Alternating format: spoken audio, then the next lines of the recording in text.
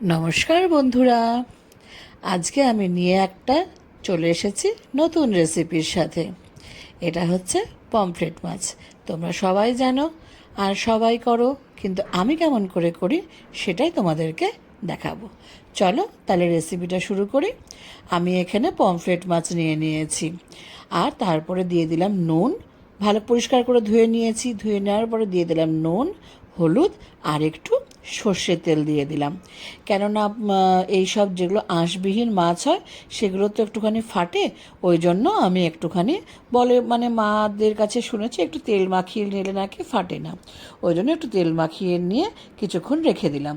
তারপরে কড়াইয়ে দিয়ে দিলাম সর্ষের তেল, আর একটু নুন আর একটু হলুদ দিয়ে দিলাম। দিয়ে আমি মাছগুলোকে একে একে ভেজে নিচ্ছি। ভাজা হয়ে গেছে, এবার মাছটা আমি তুলে নিলাম।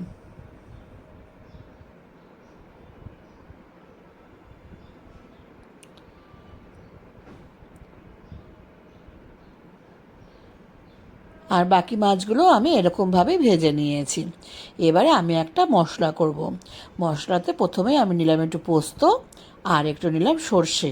আর সর্ষে যেহেতু তেতো লাগে ওই জন্য একটু দিয়ে দিলাম নুন, আর একটু কয়েকটা দিলাম কাঁচা লঙ্কা।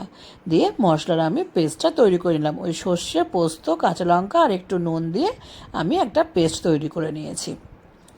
তারপরে ওই মাছ ভাজার তেলেই আমি দিয়ে দিলাম একটুখানি কালো জিরে, আর ওই মশলার পেস্টটা দিয়ে দিলাম। দিয়ে আবারও একটুখানি হলুদ দিলাম, আর একটু নুন দিলাম। নুনটা একটু বুঝে দিতে হবে, কেননা মশলাটা বাটার সময়তেও আমি নুন দিয়েছিলাম, আবার যখন মাছটা ভাজছিলাম তখনও একটু নুন দিয়েছিলাম। সেই জন্য নুনটা একটু বুঝে দিতে হবে। তারপরে আমি মাছগুলো দিয়ে দিলাম। মাছগুলো দিয়ে আমি এপিট ওপিট একটুখানি করে নিচ্ছি।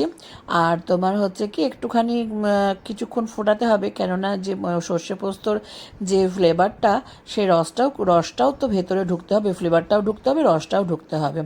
দিয়ে ব্যাস মাছটা আমার সেদ্ধ হয়ে গেছে। এবারে লাস্টে একটুখানি আমি কাঁচা সর্ষের তেল দিয়ে দিলাম। ব্যাস রেডি হয়ে গেল আমার পমফ্রেট মাছের ঝাল। একটু ধনেপাতা হলেও ভালো হতো, কিন্তু আমি যে সময়ে পমফ্রেট মাছটা বানিয়েছিলাম সেই সময় ধনেপাতা অতটা ছিল না বলে আমি তখন ধনেপাতা দিইনি। এখন তো শীতকালের সিজন, এই সময় একটু তোমরা ধনেপাতা দিয়ে পমফ্রেট মাছ রান্না করবে। কেমন লাগছে তোমরা কিন্তু জানিও। আমার রান্না খেতে কিন্তু খুব ভালো হয়েছিল। অবশ্যই একবার তোমরা করে খেও, ঠিক আছে?